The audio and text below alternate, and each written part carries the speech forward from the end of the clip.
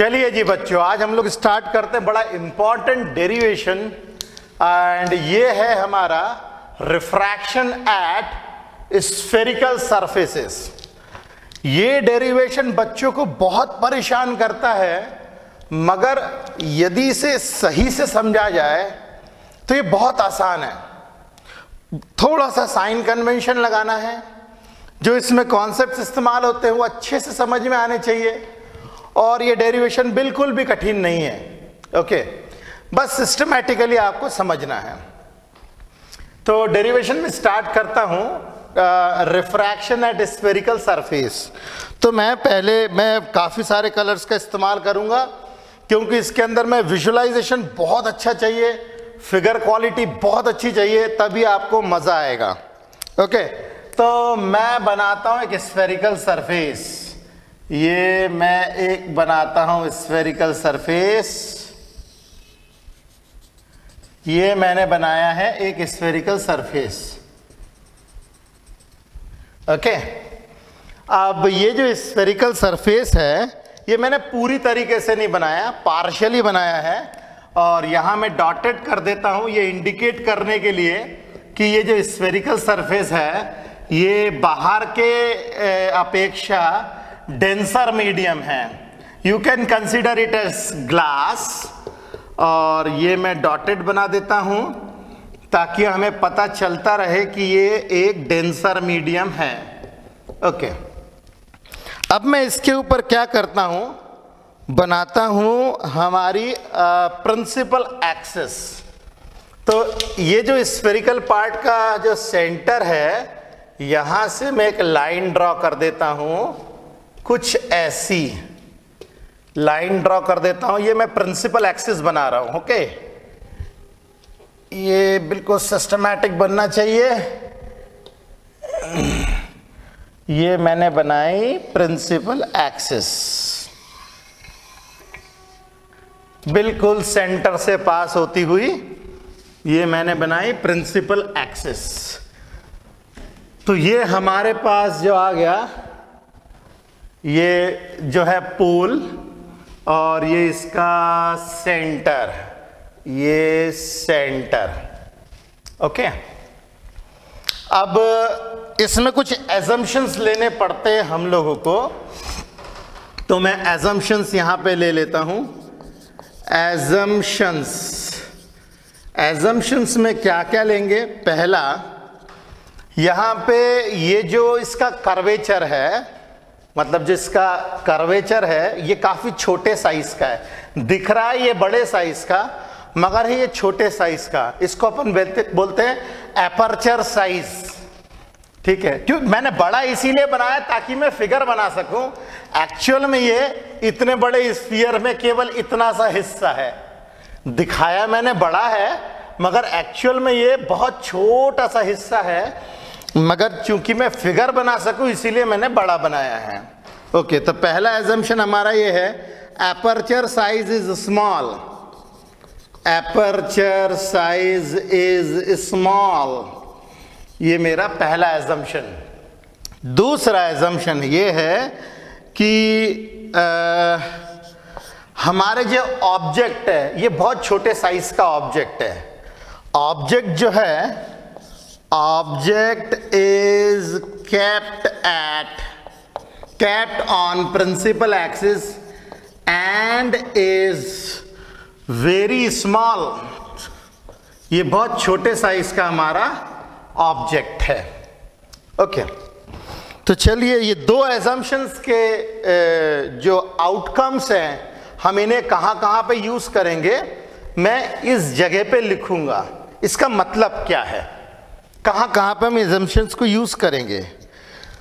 तो चलिए भाई स्टार्ट करते हैं। मैं अपना ऑब्जेक्ट रखता हूं, से मैंने अपना ऑब्जेक्ट रखा यहां पे, ये रहा मेरा ऑब्जेक्ट। पॉइंट साइज ऑब्जेक्ट है, जैसे कि हमने बताया ही है। ऑब्जेक्ट हमारे बहुत छोटे साइज का है, ठीक है ना।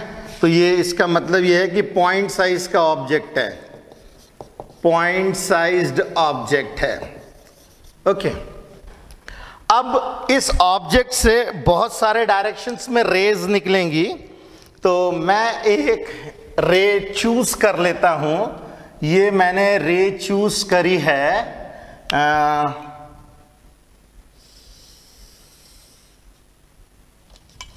ये रही, ये मेरी जो है रे है जो कि स्फेरिकल सरफेस के ऊपर टकराएगी।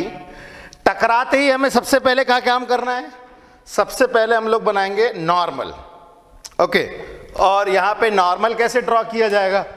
नॉर्मल सेंटर से एक लाइन ड्रॉ कर देते हैं, ये सेंटर से एक लाइन ड्रॉ कर देते हैं और इसी को हम नॉर्मल बोलेंगे।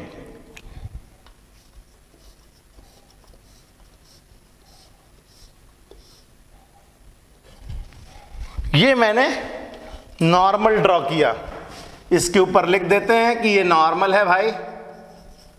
फिगर बहुत अच्छा बनना चाहिए, तभी सारी चीजें अच्छे से समझ में आएंगी। अब यदि हम लोग ये मान लें कि यहां पे एयर है और यहां पे डेंसर मीडियम है, ये हमारा रेयरर मीडियम है एयर, ये हमारा रेयरर मीडियम है एयर, और यहां हमारा डेंसर मीडियम है से ग्लास। ठीक है, तो यहां पे एंगल ऑफ इंसिडेंस जो हमें मिल रहा है वो मिल रहा है ये, क्योंकि सारे एंगल्स हम नॉर्मल के साथ लेते हैं, तो ये हमारा एंगल ऑफ इंसिडेंस। अब चूंकि लाइट जा रही है रेयरर मीडियम से डेंसर मीडियम की तरफ, तो ये टूवर्ड्स द नॉर्मल शिफ्ट हो जाएगी, रिफ्रैक्शन होगी इसमें, और ये नॉर्मल की तरफ शिफ्ट हो जाएगी। तो मैं बना देता हूं नॉर्मल की तरफ शिफ्ट होती हुई एक रे।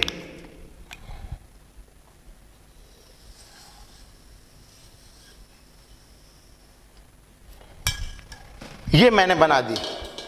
अब आप क्लियरली देख सकते हैं, अगर ये एंगल ऑफ इंसिडेंस है तो ये हमारा होगा एंगल ऑफ रिफ्रैक्शन। देख सकते हैं angle of refraction of angle of incidence से काफी कम है। अच्छा, चूंकि हमारे ऑब्जेक्ट साइज बहुत कम है और हमारा एपर्चर साइज बहुत छोटा है, ये एपर्चर साइज मैंने वैसे दिखाया इतना बड़ा ताकि मैं फिगर बना सकूं, मगर एक्चुअल में एपर्चर साइज ये बहुत छोटा है, जिसके कारण जो ये जो एंगल्स फॉर्म होंगे यहाँ पे, ये जो एंगल्स फॉर्म होंगे, जैसे ये एंगल मान लेते हैं हम लोग अल्फा, ये एंगल को मैं मान लेता हूं बीटा, ये एंगल मान लेता हूं बीटा, और ये मान लेता हूं गामा। तो ये एंगल्स अल्फा, बीटा, गामा, ये बहुत स्मॉल बनेंगे क्योंकि मेरा एपर्चर साइज बहुत छोटा है। और एक और चीज, ये मेरा जो पोल है, यहां से यदि मैं परपेंडिकुलर ड्रॉप करूं, ये अगर मैं परपेंडिकुलर ड्रॉप करूं, इसको मान लेते हैं m, इसको मैं मान लेता हूं पॉइंट को n। एपर्चर साइज चूंकि बहुत छोटा है, ये जो n पॉइंट है बहुत नजदीक है p के, तो जो pm है वो नेग्लिजिबल हो जाएगा। यहां पे pm जो है वो नेग्लिजिबल हो जाएगा। ओके, ये pm अप्रोचेस टू जीरो, मतलब pm जो है अप्रोक्सीमेटली इक्वल टू जीरो के बराबर है, हम ये भी मान सकते हैं।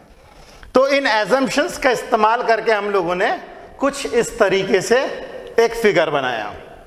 ओके, चलिए अब हम देखते हैं। से this is rarer medium number 1, से this is denser medium number 2। ठीक है, तो स्नेल्स लॉ के हिसाब से, स्नेल्स लॉ के हिसाब से, बाय स्नेल्स लॉ हम लोग क्या लिख सकते हैं? स्नेल्स लॉ के हिसाब से लिख सकते हैं refractive index of second medium with respect to first is equal to sine i upon sine r, है ना। लाइट रेज जा रही है पहले मीडियम से दूसरे मीडियम में, तो refractive index of second medium with respect to first medium is equal to sine i upon sine r. अब चूंकि एंगल्स बहुत छोटे छोटे हैं, ये एंगल्स बहुत छोटे छोटे हैं, तो हमें पता है when theta approaches to 0 sine theta जो है अप्रोच करता है थीटा को। ऐसी सिचुएशन में हम लिख सकते हैं n21 is equal to I upon R। Okay, और n21 को भी हम लोग लिख सकते हैं n2 upon n1, n2 upon n1, कुछ इस तरीके से। डेरिवेशन को थोड़ा सा आगे बढ़ाते हैं हम लोग। अब मैं यहां से वहां मल्टीप्लाई कर देता हूं। n2 times r is equal to n1 times i। Okay, इसको मान लेता हूं मैं इक्वेशन नंबर 1। इसको मान लेता हूं मैं इक्वेशन नंबर 1। अब जरा देखिए, ये हमारा ऑब्जेक्ट और ये बनी फाइनल इमेज यहां पे। अब कोई भी पूछ सकता भाई ऑब्जेक्ट से इमेज फॉर्मेशन करने के लिए कम से कम 2 रेस तो चाहिए हमें। एक रे तो ये हो गई, ये गई टूवर्ड्स द नॉर्मल, ये गई। दूसरी रे कहां है? दूसरी रे खुद प्रिंसिपल एक्सिस है। दूसरी रे खुद प्रिंसिपल एक्सिस है, तो एक रे जो ऐसी जाएगी वो तो सीधी सीधी चली जाएगी। दूसरी रे ये गई और ये गई, और यहां पे हमारा इमेज फॉर्मेशन होगी। अब मैं लेता हूं, अब चूंकि मुझे I और R की जुगाड़ करनी है, मुझे 2 एंगल्स की जुगाड़ करनी है, I और R की, I और R की। तो अब जरा देखिए मैं कैसे करता हूं। मैं लेता हूं triangle NOC, in triangle NOC, in triangle NOC। मैं फिगर लगे तो बना देता हूं। यहां पे ट्रायंगल मैं कैसे ले रहा हूं, ये मैंने लिया O, ये लिया C, और N है हमारे पास ये मैंने ऐसे ही डायग्राम बनाया जिससे हम रेफर कर सकें। ये मैंने जो डायग्राम बनाया है ट्रायंगल NOC का बनाया है, ठीक है, जिसमें हम लोग बोल रहे हैं कि ये एंगल है I, ये एंगल है I, ये एंगल है अल्फा, ये एंगल है बीटा। ओके, तो एक थ्योरम होती है that is called as exterior angle theorem. इस ट्रायंगल में, ये जो ट्रायंगल है मैं इसको रेड डॉट से डिनोट कर देता हूं। ये जो मेरे पास ट्रायंगल है, ये जो ट्रायंगल है, इस ट्रायंगल में एक्सटीरियर एंगल जो है हमारे पास वो है I। This exterior angle I will be equal to alpha plus beta. Got the point? By exterior angle theorem, by exterior angle theorem, exterior angle theorem के हिसाब से मैं लिख सकता हूं I is equal to alpha plus beta. ये मान लेता हूं मैं इक्वेशन नंबर 2। ओके, अब मैं दूसरा ट्रायंगल लेता हूं। ये ट्रायंगल है NCI। मैंने कौन सा ट्रायंगल लिया? इन ट्रायंगल NCI, NCI, ये जरा दुबला पतला सा ट्रायंगल, ऐसा ऐसा, और ये कुछ इस तरीके से। ये है triangle N, this is triangle C, and this is triangle I, this is vertex I। अब इसमें देखें एंगल कौन से हैं।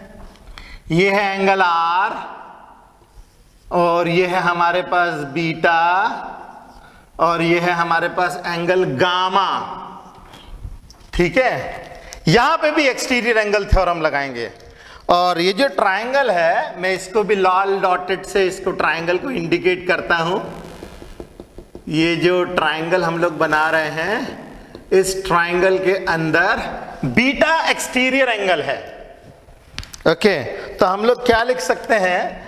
Beta will be equal to R plus gamma, again by exterior angle theorem, exterior angle theorem, exterior angle के theorem के हिसाब से हम लोग लिख सकते हैं beta is equal to R plus gamma. तो it implies that R will be equal to beta minus gamma. ये मान लेता हूं मैं थर्ड इक्वेशन। अब इन दोनों एंगल ऑफ इंसिडेंस आई और एंगल ऑफ रिफ्रैक्शन आर की वैल्यू को मैं इक्वेशन नंबर 1 में पुट करता हूं। Put R and I, put R and I in equation number 1। तो n2 टाइम्स आर को लिख सकते हैं beta minus gamma, this will be equal to n1 times I. I क्या है भाई? Alpha plus beta. Got the point? ठीक है भाई। अब हम लोग को एक चीज बहुत अच्छे से पता है, क्योंकि ये एंगल्स छोटे छोटे से हैं, अब इन एंगल्स का हम लोग जो है tan थीटा भी लिख सकते हैं।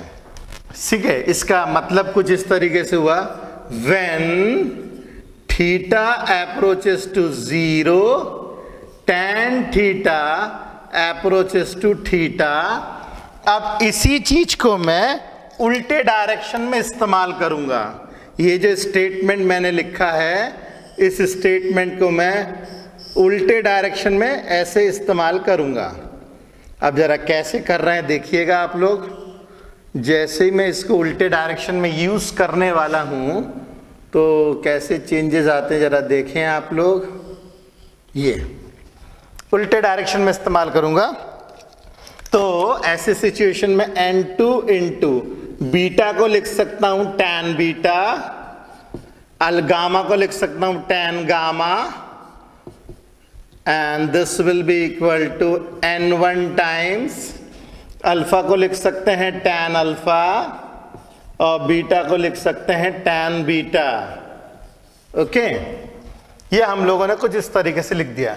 अब tan बीटा को क्या लिखेंगे? tan बीटा इस ट्राइंगल में tan बीटा हो जाएगा nm upon mc, n2 nm upon mc minus, कैसे लिखा है? tan beta is equal to nm perpendicular upon base mc।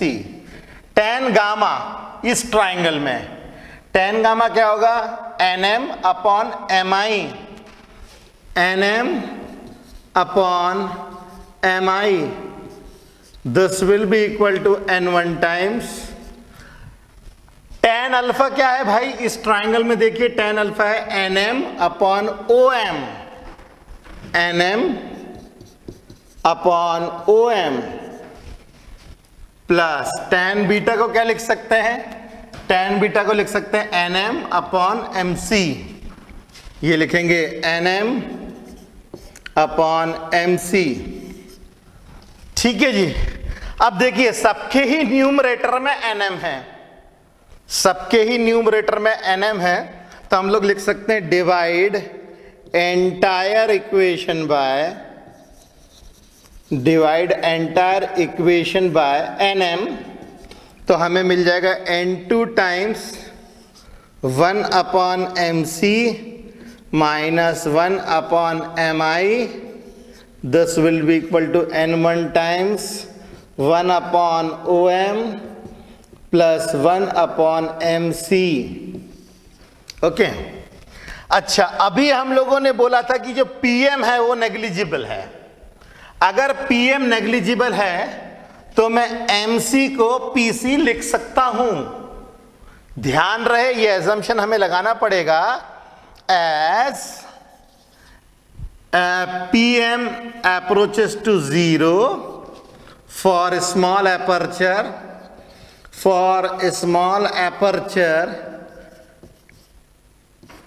pm जो है 0 के बराबर है तो मैं mc को pc लिख सकता हूं, क्योंकि सारे डिस्टेंसेस मुझे पोल से मेजर करने हैं। तो ऐसी सिचुएशन में n2 will be equal to 1 upon mc को लिख सकते हैं pc और mi को लिख सकते हैं pi and this will be equal to N1 times OM को लिख सकते हैं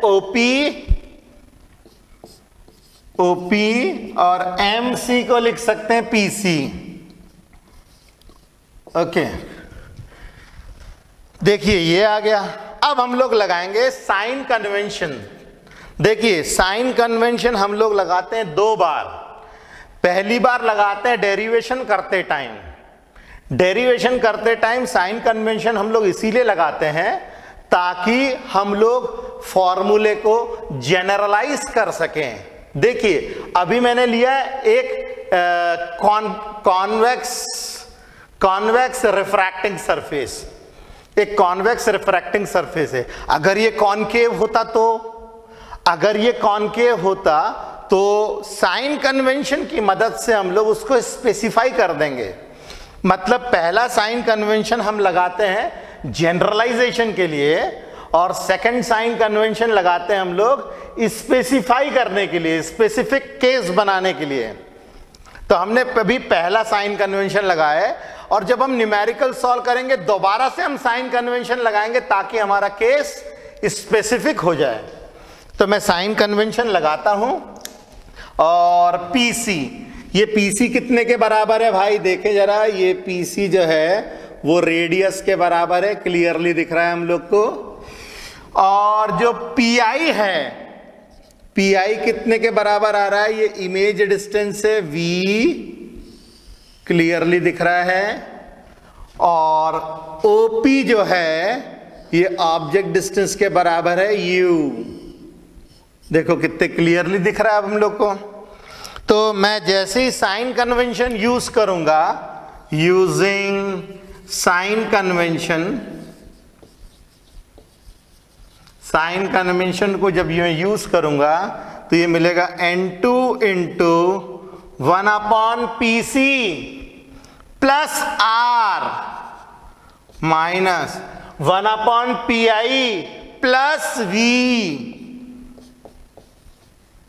This will be equal to N1 times OP होगा माइनस U प्लस PC होगा प्लस R। यह आपको समझ में आना चाहिए।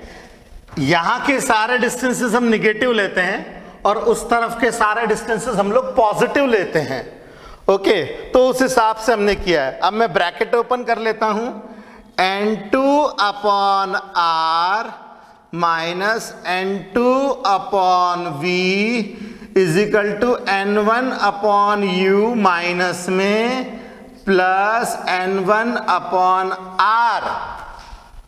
Got the point? अब मैं इसी डेरिवेशन को थोड़ा सा फर्दर आगे बढ़ाता हूं। मैं क्या करता हूं, U और V एक तरफ ले जाता हूं, R इस तरफ ले जाता हूं। तो देखिए जरा, N1/U minus N2/V is equal to N1/R minus N2/R। Okay, N1/U को इस तरफ ले गए, minus N2/V is equal to N1/R minus में N2/R। तो ये आ जाएगा N1/U minus N2/V is equal to 1/R। मैं ले लेता हूं कॉमन, N1 माइनस N2। ये हम लोगों को मिल जाएगा फाइनल रिजल्ट। ओके, तो देखिए कितने आसानी से डेरिवेशन होता है। कॉन्सेप्चुअली हमें समझ में आना चाहिए। अब इस डेरिवेशन को याद करने के लिए पंच क्या होना चाहिए, क्योंकि देखिए कॉम्प्लिकेटेड है। कहीं हमने थीटा को साइन थीटा लिख दिया, साइन थीटा को थीटा लिख दिया, थीटा को टेन थीटा लिख दिया। बस आपको क्या याद रखना है, यहाँ पे जो एड टू मेमोरी है, एड टू मेमोरी मतलब याद करने के लिए जो तरीका है, सबसे पहले हम लोग क्या करेंगे, एजम्पशंस लगाएंगे और उसमें सबसे पहले हम लोग स्नेल्स लॉ लगाएंगे। स्नेल्स लॉ लगाने के बाद में हम लोग साइन आई को आई लिख देंगे और साइन आर को आर लिख देंगे। उसके बाद आई एंड आर की जुगाड़ करेंगे, आई और आर की जुगाड़ करेंगे ट्रायंगल्स की मदद से। उसके बाद में हम लोग क्या करेंगे, अल्फा, आई और आर को लिखेंगे अल्फा, बीटा और गामा के टर्म्स में। हम लोग फिर अल्फा को टैन अल्फा, बीटा को टैन बीटा और